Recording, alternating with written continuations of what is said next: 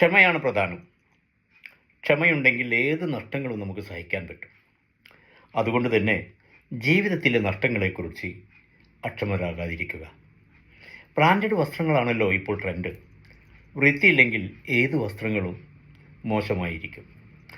വിലപിടിപ്പുള്ളതാവണമെന്നില്ല.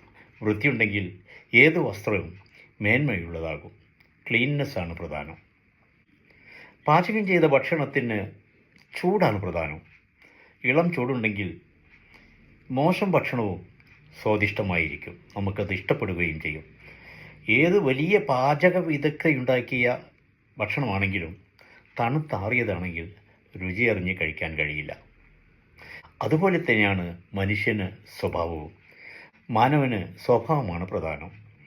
സ്വഭാവശുദ്ധി ഉണ്ടെങ്കിൽ ഏത് വൈരൂപ്യവും നിസ്സാരമാകും. മഹിതമായ സ്വഭാവ വൈശിഷ്ട്യമാണ് മനുഷ്യനെ മഹോന്നതനാക്കുന്നത്.